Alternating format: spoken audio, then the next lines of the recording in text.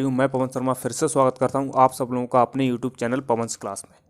मेरा जो मोटो है ना आपको समझाने का वो क्या है, मैं एक ही सेंटेंस बता देता हूँ। अफर्मेटिव बता रहा हूँ तो सिर्फ अफर्मेटिव बता दिया, आगे का क्यों नहीं बताया। आप समझ गए, आप सोचते हैं एक ही वीडियो में ये सारा टॉपिक क्लियर क्यों नहीं कर देते, उसका रीजन क्या है जरा गौर से सुनो। मेरा उद्देश्य है कि मैं आपको इस तरीके से समझाऊं कि आपका जो बेस है वो बहुत मजबूत हो और आने वाली जो भी ग्रामर है आप उसे बहुत अच्छे से समझ पाओ।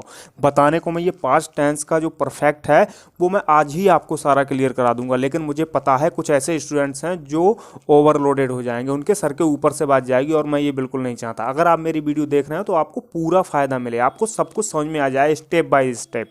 यही मेरा मोटो है, यही मेरा उद्देश्य है।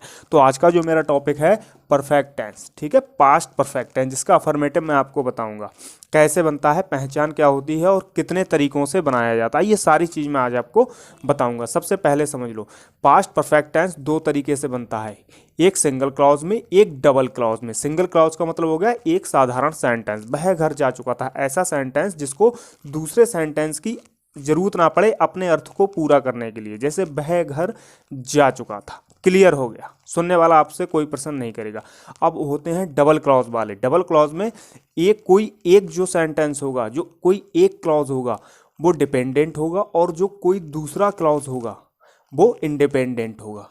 जैसे मेरे घर जाने से पहले, ये जो क्लॉज है वो डिपेंडेंट क्लॉज है। डिपेंडेंट क्लॉज का मतलब आप समझो एक ऐसा वाक्य जिसको अपना अर्थ पूरा करने के लिए एक दूसरे वाक्य की जरूरत पड़ती है, उसे हम डिपेंडेंट क्लॉज कहते हैं। मेरे घर जाने से पहले अगर आप इतना बोल दोगे किसी से तो हर आदमी पूछेगा क्या हुआ।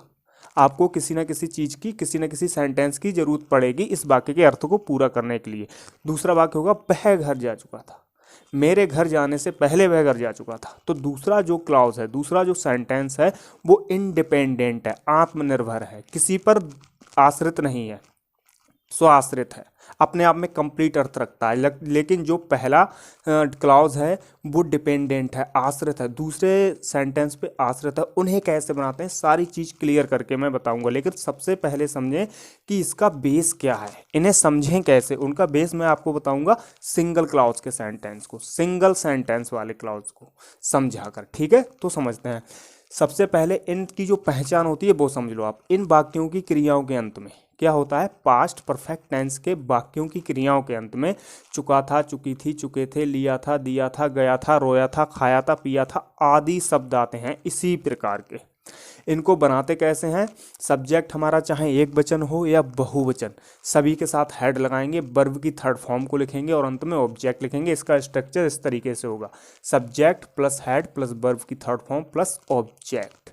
ये सिंगल सेंटेंस वाला है। डबल सेंटेंस को समझने के लिए इसे समझना बहुत ज़रूरी है, और अगर आप इसे अच्छे से सीखना चाहते हैं तो इसका पास्ट इंडेफिनिट ज़रूर देखें, क्योंकि इन दोनों को मिलाकर ही अगला वाला जो डबल सेंटेंस वाला है, डबल क्लॉज वाले जो सेंटेंस होते हैं दोनों उन्हीं से मिलकर बनते हैं। एक पास्ट परफेक्ट और दूसरा पास्ट इंडेफिनिट, कोई भी हो सकता है, एक आगे या पीछे, ठीक है।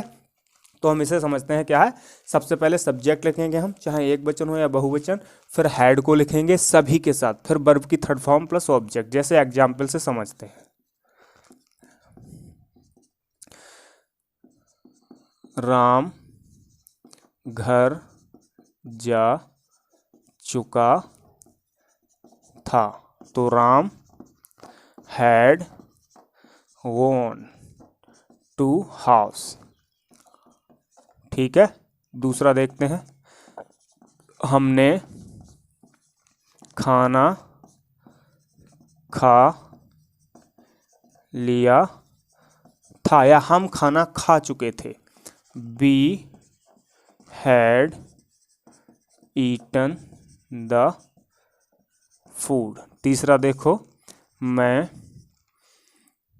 किताब पढ़ चुका था, पढ़ चुका था, तो I had read the book. उम्मीद है ये चीज़ आपको क्लियर हो गई। अगले जो सेंटेंस होंगे वो नेगेटिव और इंटेरोगेटिव होंगे। उसके बाद हम डबल क्लॉज वाले सेंटेंस स्टार्ट करेंगे। तब तक इसे समझना बहुत ज़रूरी है। मेरी सारी वीडियोस देखो इसी प्रकार के सारे सेंटेंस देखने के लिए, समझने के लिए।